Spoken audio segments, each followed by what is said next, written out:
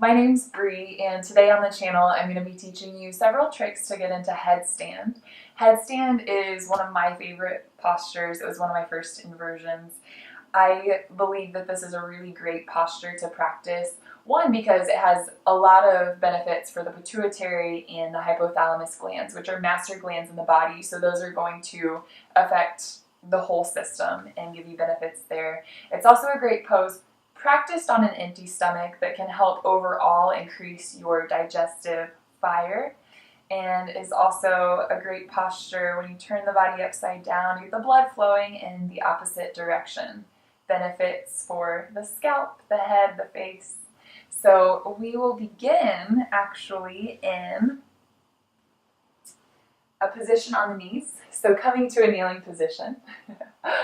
From here, we're going to make a tripod. So you're going to bring your hands, spread the fingers wide, bring the hands to the ground, and then you're going to make a triangle tripod with the head and the hands. So from here, you're going to bring your crown of your head down to the ground.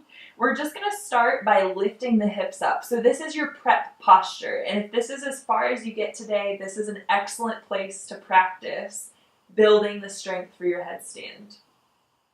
So again, you're going to make that triangle with the hands. You're going to come onto the crown of the head, lift the hips up. From there, we start to work on walking the toes in closer to the nose. And what that's going to do for you is stack the hips up over the shoulders. So we're trying to get the hips as high up over the shoulders as we can. If your hips aren't coming up as high as mine, stick with me. Do your best. I've been practicing this for many years, and it's taken me a long time to get there. So again, we come into that position, head down, walk the toes in close. From here, knees to the backs of the triceps. So this is another place. This is step 2. We'll call this step 2. Heels are close to the glutes. Knees are on the backs of the triceps. Good. So step 1 was staying in that piked position. Step 2 is placing your knees on the backs of your triceps. I do want to mention, I should have mentioned this in the beginning, that this can be a great posture to practice at the wall. So if you're more comfortable practicing against a wall, you can do all of these poses at the wall. So from there, we're going to move on. So you can stick with step 1, you can stick with step 2. I'm going to add a little bit each time. From here, we're going to bring ourselves back into that tripod position. Hips lift up. Try to stack hips as far over the shoulders as you can. Bring the knees to the backs of the arms. And then from here, we're going to work on lifting one leg. Good. And then set it back down. Lift the other leg. Set it back down. If you need to take a breath here, take a breath. If you want a little bit more, you're going to see if you can tuck the knees into the chest. So start to bring your knees into your chest as you lift the hips to stack over the shoulders. Knees to chest, hips over shoulders. Good. And then slowly set the knees back down, set the feet down. Come up off of the head for a moment, and each time you do this, come to a seated position. Rest the palms in the lap and sit tall. Be gentle with yourself. Move slowly.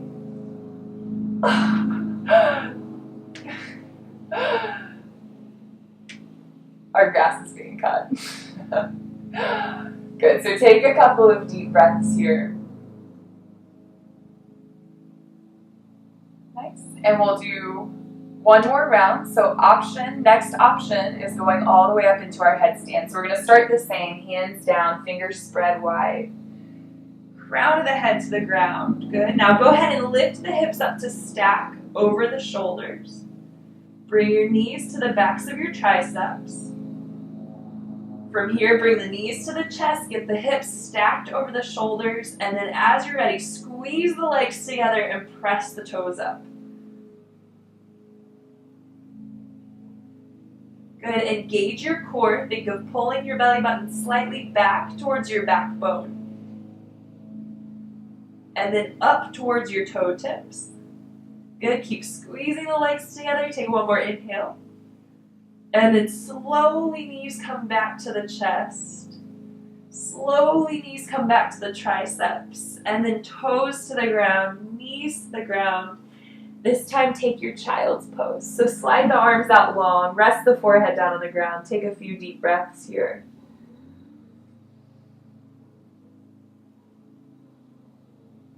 Good. Start to walk the hands back in towards the body, sitting up nice and tall. And we're going to go through one more entryway to our headstand. So from there, if you want another option, you're going to come to a wide-legged stance. So wide-legged, like we do in our wide-legged forward folds. If you take public classes, you'll practice this position often. Legs are apart. And then from here, you're going to come into your forward fold. So try to come down with a flat spine, hands to hips. When you get down there, go ahead and place your palms on the ground. And this variation, we're going to go a little bit differently. So we're going to interlace the fingers. Pinky fingers stay one in front of the other. So don't stack those fingers, because if you do roll over, you don't want to smash the pinkies. Pinkies stack one in front of the other. Go ahead and place the hands down on the ground. From here, crown of the head comes down to be cradled by the hands. You're going to shift your weight into your elbows and the head. So you still have that tripod, this time with the elbows and the palms. Once you get there, you're going to lift with your core, and you can either bring your knees into your chest like we did the other time, or legs come straight up and then together. So go ahead and start in your wide-legged stance. Dear Lord. Hands come together. Pinkies go one in front of the other. And then go ahead and bring your hands down to the ground, head down to the ground. Start to press your weight out of your feet into your toes.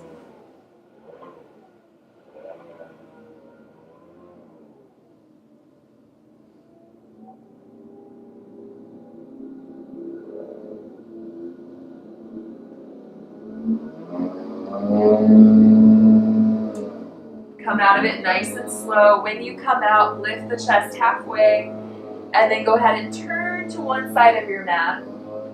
You can step both feet back, knees come down. Again, take your child's pose.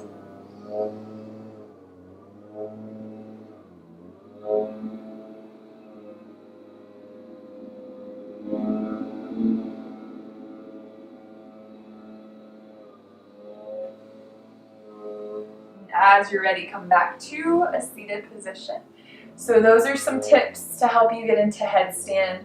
Very important for headstand that you have a strong core, and I will be posting a yoga for strong core video soon, so stay tuned for that.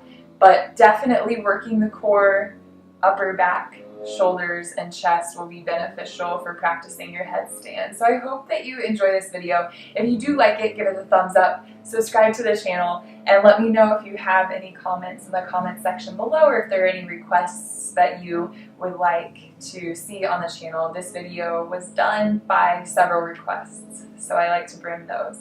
If you like my pants, they're my brand, Have a Fruit Day, so you can check out my website, haveafruitday.com, and see other really great designs there. Great designs, if I do say so myself. Very fun and colorful leggings, fun tank tops. So I hope to see you next time. Have a good rest of your day.